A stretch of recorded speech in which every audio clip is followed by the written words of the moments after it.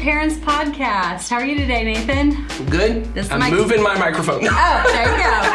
Well, I realized it was not in the right position. Is it now? It is. We're good. We can keep going. Not covering your face, is it? It was not in a great position. All right. Well, we're going but for it's in a good position now. Yes. Well, this is Nathan. If you don't know Nathan, he's my co-host, and I'm Molly, and we're not great parents. That's just true. Here to talk about being good parents. And what we mean by that is being good parents in the sense that we are raising our families and our children with our feet pointed toward God and raising in the goodness of God. Yeah, and our hope is over time, if they continue to seek Him first, as we said in our last main episode, kind of as their thing, right? That God and church, that's their thing.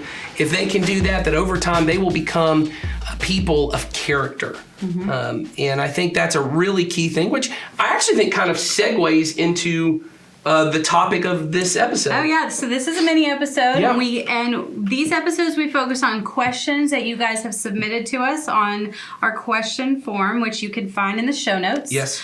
So please feel free to submit any questions that you have for us. And so we have this one that we're going to just tackle today for the whole episode. So I'm going to let you go ahead and read it, and then we'll get started. All right, so this question comes from Anonymous. So, it is an anonymous form, but if you want to let us know who asked it, you can also put that in there and say, this is from whoever it is. We won't and we'll name drop you. Oh, no, we won't. Yes, if you ask us, well, don't send your name if you don't want me to say it, but if you'd like some recognition. If you're proud of your question. If you're proud of it and you want me to know who it is, if you're a super fan, true. Then let us know. But we already know because you're wearing the merch and stuff. That's right. You're just coming up all the time. You got the hat. Keep talking about the merch. Eventually it's going to happen, people. That's right. You got yourself the little coffee tumbler. It's all good. All right. They said, so I need to break up, which I like. They started with the word so. It's not a question. They're just telling us. It's a statement. So I need to break up with a parent and help my child break up with their child. The other child is not a good influence on mine, which has just recently become evident. I don't know how to approach this. Any ideas? Okay. So I hear a few things in there. Well, the first thought I had when I literally had this, with the way I read it, which I know is now not the correct reading of this, but I did say this to Molly, is this a case where a parent, and I assumed in this case it was a single parent, was dating another single parent. Oh, like you thought it was like a romantic child breakup. was dating the other single parent's child. I need to break up with this single parent. So this child needs to break up with the other child. It was very confusing to me when I read it. I think it means more of a friend thing. I also think you're right about that. But you did go straight to a double romantic relationship. Well, break up with me had a very specific connotation, and I am now wrong. We are assuming this is a question about a parent who is friends with another parent.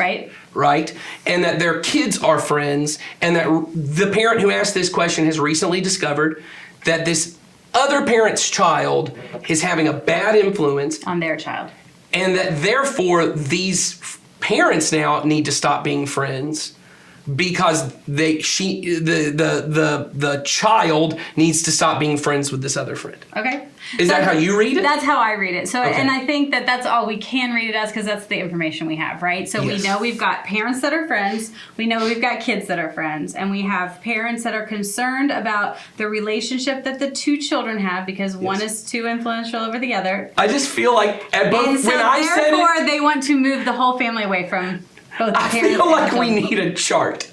We need a chart connected by string and just different dots. I'm just going to say, this is not the most difficult chart we could draw. No, that's true. That's true. Okay, so let's just start with the basic idea that I think every parent deals with at some point, which is once your kid is above 2 to 3 years old, there are other people who have lots of influence on your kid. When you have a newborn, I mean, I guess even if you have a newborn, you're sending them to daycare or something, but I'm assuming in this case, when you have a newborn and you're with them all the time, you're feeding them, you're doing all that, you primarily you're not just the primary influence, you're almost the only influence on your kid. Right, but by the time they're at least school age, Right. Well, we've talked about how the younger they are, the more control we have, the more ability we have to control their circumstances circumstances, to control who gets to be involved in their lives, That's right. where they go, how much, what they eat when they sleep. And those are necessary things. Yes. And as they get older, those things begin to change. And we as parents have to have a strategy for that and have to have a plan for that. And as a personal control freak, that isn't always easy for me, because the more that I have to start kind of loosening those things up, because that's the natural course of life my child's going through, the harder it is, because I want to just and control it. So I think what we're really talking about is the idea of control and influence. Yeah, and where do they we fit? shift sort of from controlling all of our kids' movements to what does it look like for people and things to be influential in our children's lives. So I think, as Molly's already said, and I just want to hit this, I know this is not most likely, just from what I've read, this is not the age of parenting you're at, just by what the information I have. But if you're in the age, I'd say probably 8 and below, right, certainly 5 and below, control is your primary form of parenting. And here's what I mean. You don't go to your 1-year-old and ask your 1-year-old, do you want to go to bed at bedtime? You don't ask your 3-year-old, hey, what do you want to have for dinner tonight? You're making the choice. And I'm not saying you don't include them in the decisions. Right. What I mean is, they are not the one who are controlling those decisions. Things like behavior. That's why we talk about consequences a lot. When my daughter was little, there was a lot of little pops on the hand of no, right? There were lots of no-nos in our house, right? No, you can't go climb on the stairs. No, you can't touch that. But by the time a kid's 8 or 9, no is not very effective. Not at all. No. So, but I want to make this clear. It is very necessary. If you are a young parent with young children, control is not a bad thing when your kids are little. It's how you set boundaries to teach them what's healthy. Mm-hmm. So control over sleep schedule is really important. The amount of parents I talk to who have 2-year-olds, 3-year-olds who are staying up till 1 a.m. Right. Because the 3-year-old kind of, and I'm not in your house, so I don't know, but this is what it seems like when I have those conversations with parents. It often feels like the toddler gets to decide when they go to bed, but your mom and dad, you get to decide, and it is going to be tough because they've kind of lived in a routine where they get to be in control. But you are in control because they are not going to make wise decisions. You know what's healthy for them. So you're in control of when they go to bed and a lot of their behavior. When a 1-year-old is screaming and throwing a tantrum over something, it's okay to say, no, we're not going to do that. And you're going to need to go to timeout, or you're going to have this consequence until something happens. That's appropriate. So I think control is an important part when they're young. Oh, absolutely. It's a primary way of parenting when they're young. And it's loving. I think sometimes it feels like it's not, in the way that it often... Let's go ahead. I would say it's part of training your children, and you have to have some level of control. If you didn't, it would be a disaster. And I think you need to have more than you think you do. Absolutely. And I think, and I would say, even if you're a very authoritarian type parent who likes to have lots of control, honestly, you're probably really good with young babies in your home. You're really good at the sleep schedule thing. You probably have that down. Yes. And so I think, but there's a lot of parents like me, who I'm so feeling with my kids. Sometimes it's like, well, but they don't look that sleepy, and they're going to cry when I want to put them to bed. And they're going to say, Mommy, can't I just stay up? And we're still having so much fun together. And we're doing all of this. And it's not until they're 15 and now they go, but Mommy, I really want to go spend the night at my girlfriend's house. Oh. Then you want to take control and go, no, I don't like that. No. But when they're 3 and they say, I just don't want to go to bed, they're so cute and it's not that harmful. But the control is important there. Shift from those control years into, what does that look like, I think? So I think once you make the decision, we were talking about this before we started, I'm in a more of a unique situation. We talked about that I homeschool. I have a little more control than lots of parents of school-age children. And this is not the reason that we homeschool, but just by the nature of my kids are with me pretty much all the time. I have the ability to control more. If you watch me with my kids, I don't look in control all the time, but that's because we're trying to shift more to influence. Right. But I would say by the time you decide we're going to put our kids either in daycare or pre-K, 3K, 4K, they all different kinds of ages now, just by the very nature of it, you don't have very much control because you are not physically with your kid. Right. There is another person who is in control. You have influence, Right. But you may not always have control. In what ways, Molly? Because you have had your kids. You've been working the whole time you've had your kids. How long? Let me ask. When did they start in 3K? Did they start in 4K? So I went back to work with both of my kids really young, and for the first few years of their lives, because both of them had a medical thing that I wanted a lot of control over. Right. Well, and I will say once again, that's a different thing. If I had a child, and your child had a special need that was that, but if I had a child who had a physical special need, if I had a kid who had a special need that was mental related, you might have to extend what your control is. So my control, well, I probably had more than I needed, but we talked about that. Yes. But I wanted a certain level of control around that area of their lives, what they eat, and how many people they were exposed to germ-wise. There was a variety of different things. But I also wanted to be able to go back to work. So for me, that meant bringing someone into our home every day. And we basically had a babysitter every single day, same person. And so therefore, I was able to control it by training that person to basically be as close to me in terms of what had happened when I was, with their food and all that kind of stuff. So that was my way of maintaining control. But when both of my children got to be 3, 4, I wanted them to be in some sort of school environment. And so they both went to different they both went to different schools, but when Henry went, he's my older one, I was terrified because I had so much control, but I had to let go of some things. And I at first went in and met with the teachers and told them how I wanted everything to go, and then he'd come home and he'd have these notes and it wouldn't have been how I wanted it to go.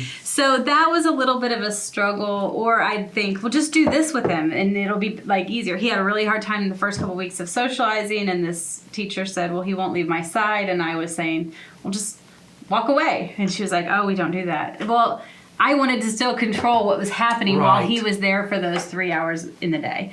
So that was hard for me. Yeah. So, I think it's hard for every parent. It's hard for every parent, and I think that we all, and then as he moved on to school years, as things happen during the day or whatever, my child comes home and tells me about things, my instinct to want to go back and control it sometimes kicks back in. Sure. But that's kind of been our experience. But what I've tried to do is really have relationships with other families, other teachers, people that are going to be around my child, as well as my child, obviously, so that when I'm not there, my influence is still present, but it isn't necessarily me coming in and going, this is how this has to happen. Yes. This is what's going to happen, and this is what it's going to look like. Because it's not going to be done that way.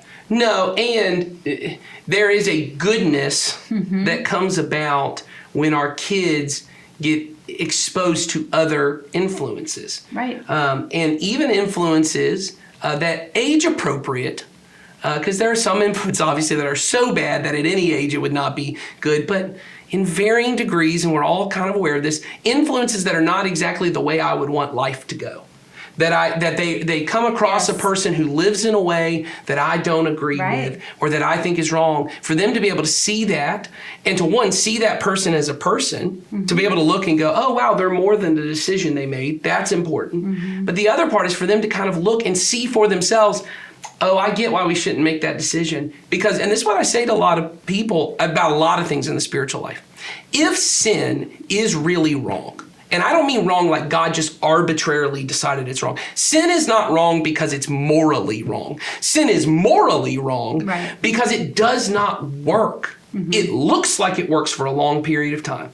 I was having this conversation with someone the other day where they were talking about you have to live together before you get married, and that it's just some God thing that you don't. And I said, well, the studies actually prove that people who live together before they get married have a higher divorce rate and a less satisfaction in their marriage.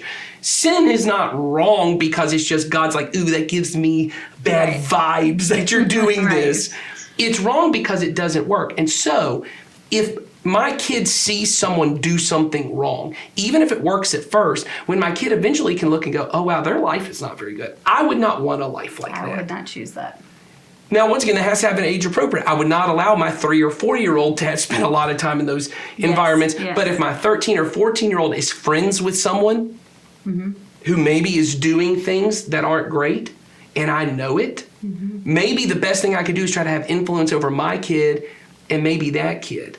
So and there's this illusion of control that I could just somehow control it. Right. So what I'm hearing us say, and what we talked about, is rather good parents are going to lean into influence rather than leaning into the control. We're not going to grab for control at every step. We're going to grab for control where it's appropriate, and then it shifts to much more heavy on influence as our children age. Yes. Well, like our producer and youth minister Sawyer brought up to us before we were filming. Parents, great parents who have this idea of greatness, and I think all parents do this, but parents who are really looking for greatness, you have created a mold, right? I've heard of women who do this for their wedding, right? Like they had the wedding all planned out and it just said insert groom here. Like they knew before I even met the guy, I knew exactly what everything was going to look like. And you do the same thing with your kid. I know what kind of job they're going to work. I know what kind of friends they're going to have. I know what kind of activities they're going to have. I know what our relationship's going to look like. And what we think greatness is you try to control your kid and force them into that mold and make it work. But good parents are the ones who go, what I know matters most is seek first the kingdom of God and his righteousness, his goodness, and I'm going to use all of my influence to try and steer them in that direction, which allows for gentle, patient kind of influence, non-fear-based kind of influence. And so it doesn't mean, like we said, when your kid is really young that you don't have any control, or it doesn't mean when you have a teenager, you still don't use the control that you do have. You have the control over where you physically take them, right? Whether you allow them to have social media, right? But there does come an age, if you decide you can no longer see this person because they're a bad influence. When they go to school, they're going to see that person. How are you going to stop them? And what you're inviting them to do is when you check on them, did you hang out with so-and-so today? Well, Mom, they're in my class. Did you speak to them? Did you look at them? Did you have this? You're inviting them now to lie to you. Yes, and you're also inviting, you've also now alienated that person too. Yes. Meaning you've now tried to help your child see that person is defined by the thing they do. Defined by the thing that they do. And that is not the loving thing that God would want us to do. And so I'm not saying there are no people that your kid should be protected from. But I would make sure I put real perimeters and borders around what is the kind of behavior that would cause me to say this person is not acceptable for you to be around. Obviously, someone who is doing something criminal, right, and trying to get your kid to do something criminal, I would say, okay, yeah, that's probably not a good idea.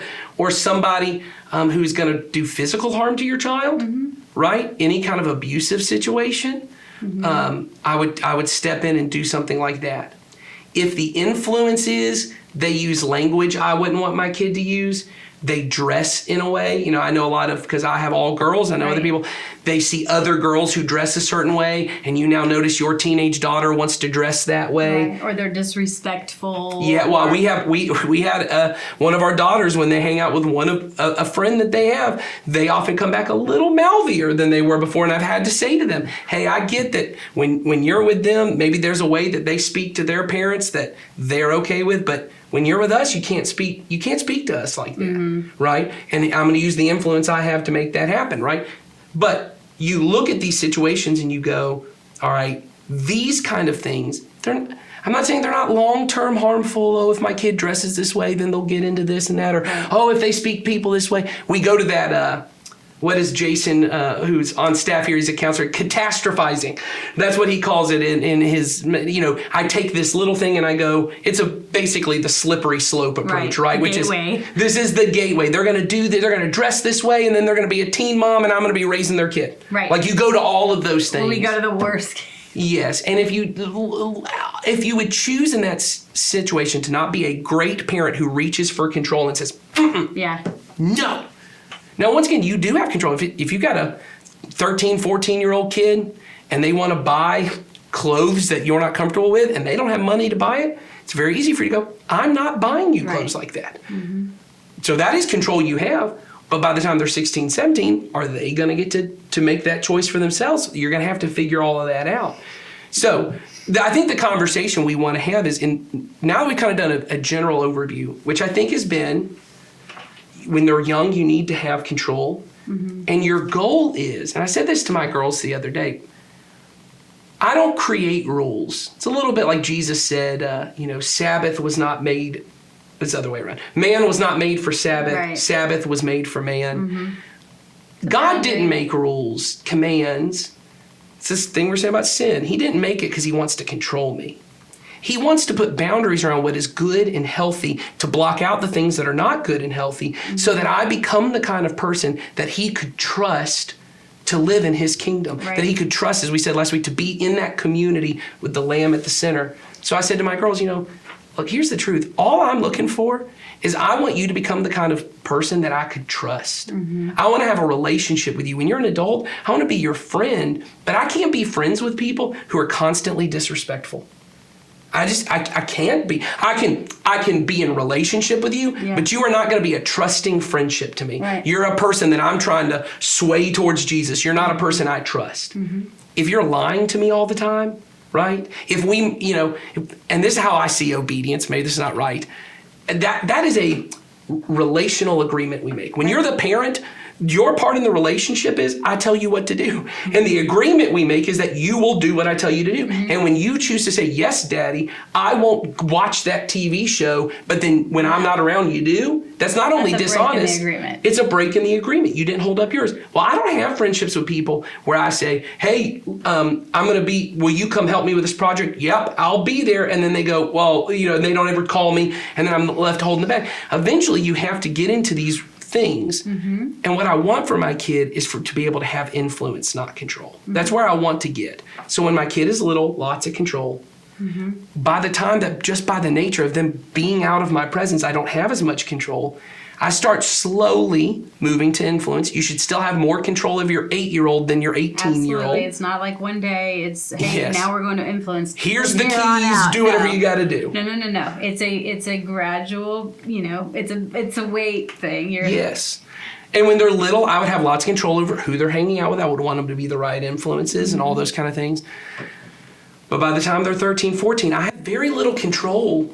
If I try to put a lot of control over who you get to spend time with, when you go to school and want to hang out with that kid, or you come to church, maybe this kid is a kid who goes to church and you don't like their influence.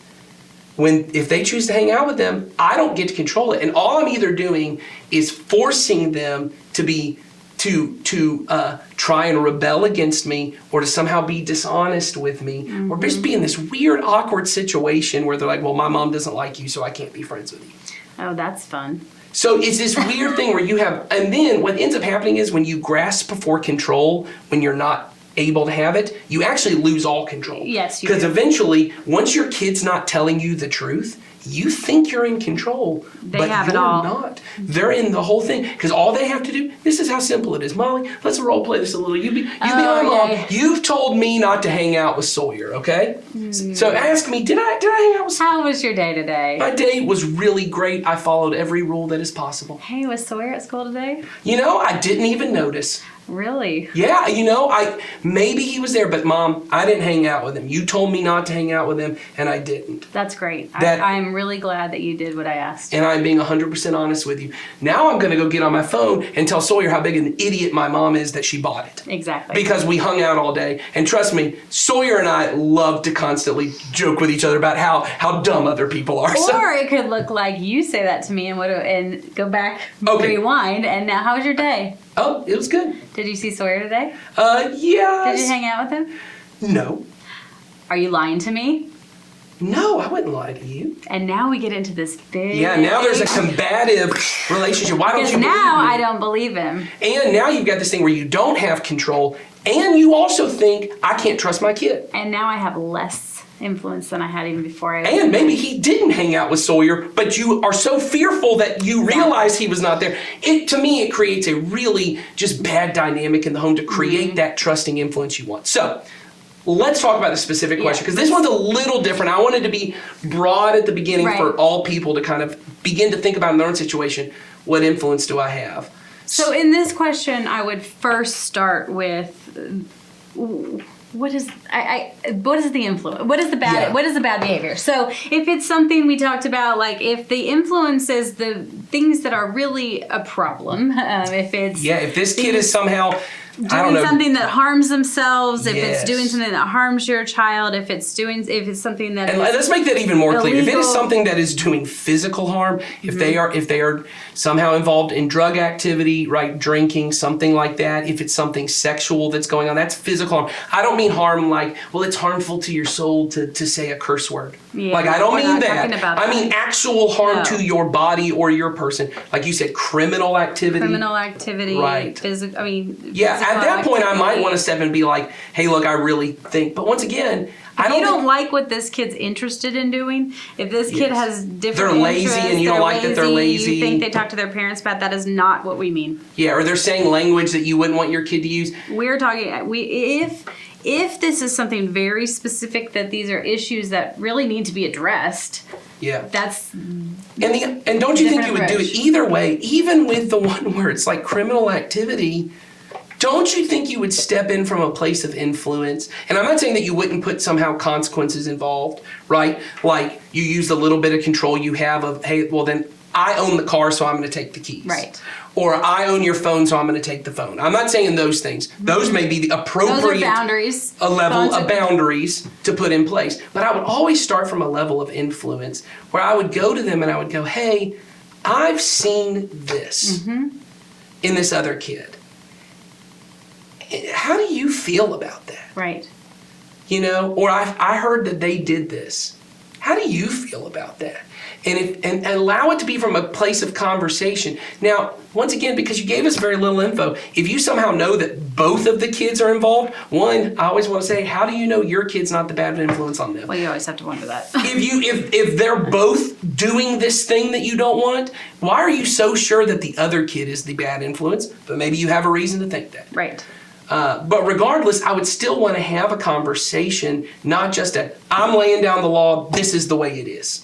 From now on, you live under my house, this is the way the rules You are. are not hanging out with this person. You are not having a relationship with this person. That is not going to be an effective way to handle this. Yeah, I would want to have influence. So if it's a really bad situation where you do need to step in and you need to make something happen, I would try to have a conversation, and then I would put boundaries around it saying, hey, I'm okay if you want to talk to this person. I'm not going to take them out, but I'm not okay with you hanging out alone with them. Right. Or I'm not okay with you guys, you know, and if it's something like, I don't know. I mean, I don't know, because you put it's very open. If it is something like drug related or sexual or something like that, I would put specific boundaries around those things. And I would be like, hey, I would like you guys to figure out how you're not going to do this. Let's make agreements together. I would always make it conversational.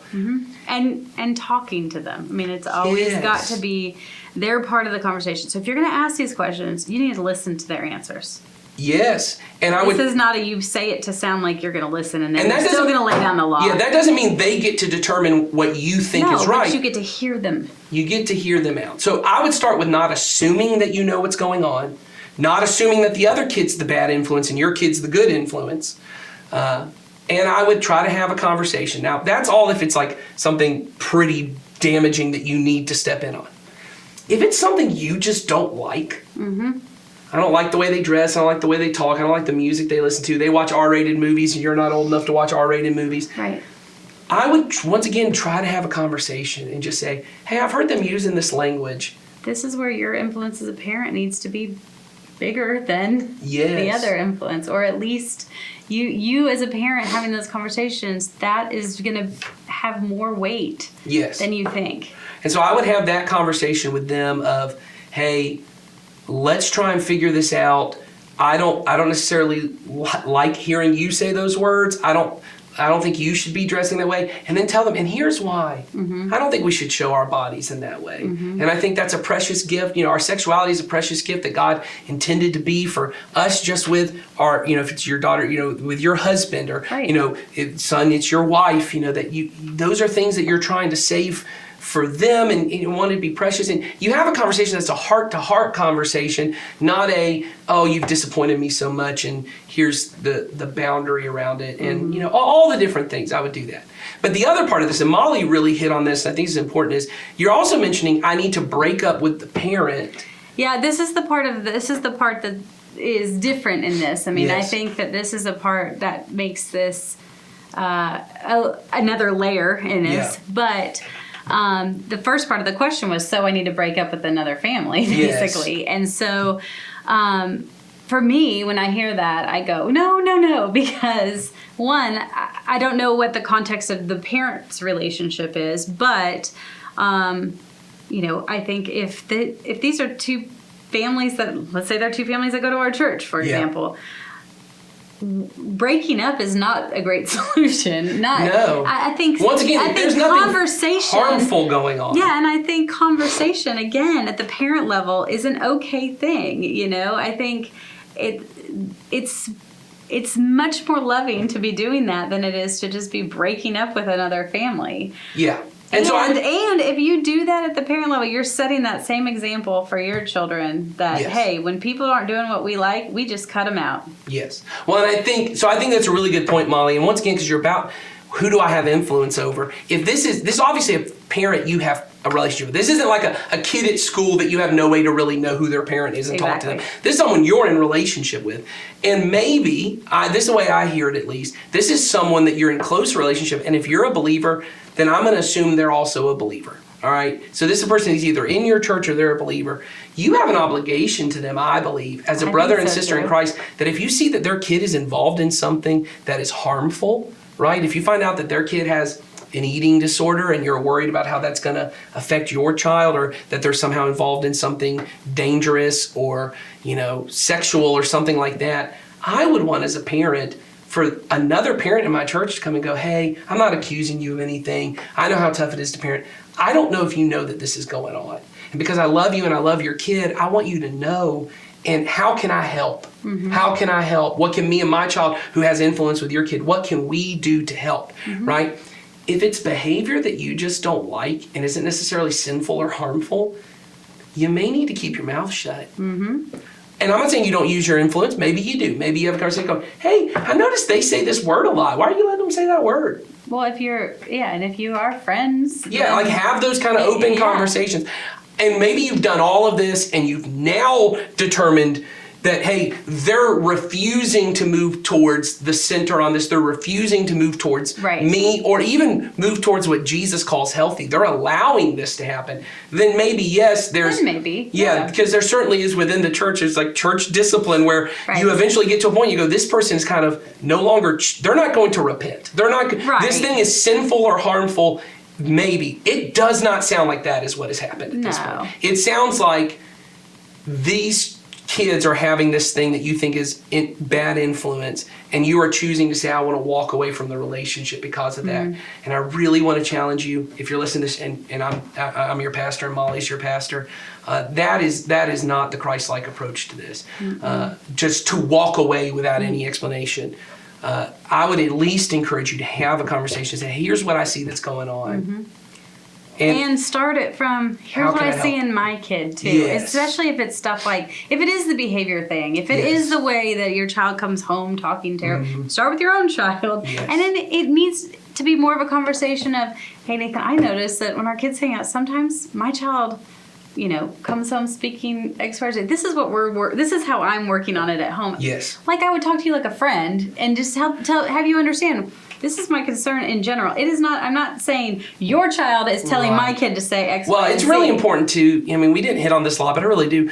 You don't, I don't know, maybe you somehow know and you're there and you've seen it all happen. You don't know your kid's not equally involved. I remember one time my dad was telling us, because we were the ones involved, that another parent had come to him and said, hey, I saw this behavior in your kid, and I just want you to know, my kid says that, one of your sons, he lies. And he tells lies sometimes. And my dad said, yep, that tracks. Yep, kids lie. That's not shocking to me that my son would lie. And he said, your kid probably lies too sometimes. And that parent was like, no, they would never do that.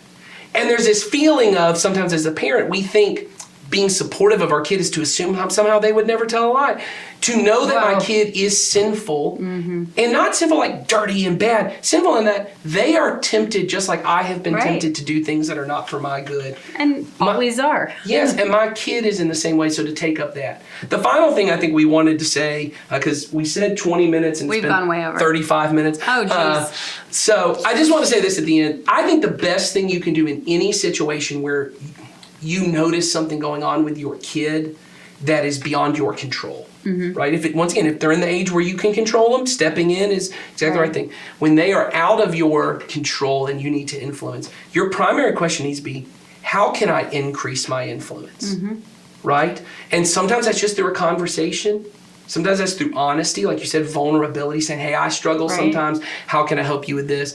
Another one that I would say, if you have a kid that, and I would say in the teenage age, and they're hanging out with kids that you're not so sure about, you don't know if anything's going on, but you're not sure, increase your influence by telling your friend, hey, instead of y'all just hanging out all by yourself somewhere, how about y'all hang out at our house and I'll make it fun. We'll give you the Right. downstairs to just hang out, I'll let you hang out in the living room. Y'all can play video games. You can be as loud as you want. You can be as goofy as you want. Right. And you as a parent may have to deal with, if they're teenagers, they're going to say things that are crude and crass that you don't like. And it's even okay for you to say like, hey, don't say stuff like that, Right. because that's influence you have. And you'll be surprised, even the teenagers are kind of like, oh yeah, Miss whatever, oh Mr. So-and-so, I'm so sad, sorry, I know I'm not supposed to say that, because they will be so relieved. They will go where they are accepted and wanted. Exactly. And then now you not only have influence over your kid, you have influence over the other kid. Oh yeah, I mean I've seen this so many times in my life, and I think back to when I was growing up, my brother in particular, who was a couple years older than me, he had a group of friends, and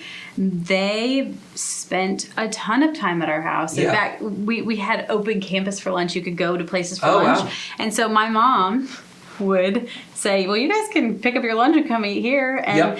and that became, time after school. Yes. And so eventually these kids were at our house sometimes without my brother even there. Mm-hmm. And then my brother went away to college, and these kids still now, however many years later, I don't want to say how many, but they're still very involved. And my parents had tremendous influence in their Yes. lives and in the life of my brother, who felt like it's okay for me to go make friends, and whoever they are, I can bring home. And Yes. and it was such a great thing to be modeled to me. Yes. Last weekend, or a couple weekends ago, Henry had a friend from school spend the night, and they were obnoxious and loud, and they were really driving me nuts. They were watching some stuff on YouTube, but they were in the living room with us, and it was just stupid stuff that I just didn't want to hear it. Yes. But I just Yes. did my thing, and I was listening to and they were laughing so hard, and Ben said, they're driving me crazy, and I said, I know, but they're here. Yes. But they're here, and they want to be here. Yes. And so and now let's you let have them. that influence. Yes. And if the influence you need to increase is over the other parent,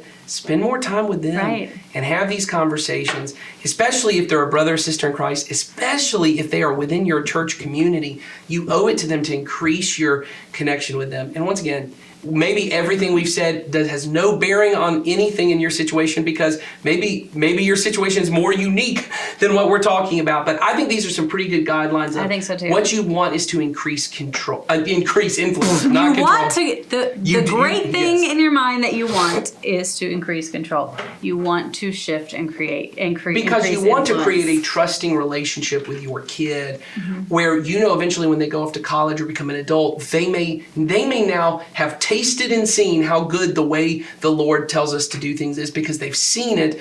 And like you said a while ago, if the relationship ultimately is not good for you, you will eventually make changes in it. And Yes. so your child, if you have influenced them correctly, if you have, if they have been influenced to see the goodness, they will handle this. They will handle it Yeah. correctly, Yeah. how God wants them to. So if we didn't answer that well, send us another question, be more specific, and we'll try and answer that one. Yes, absolutely. So y'all have a great day, and send us some questions. Have a good one. Have a good one.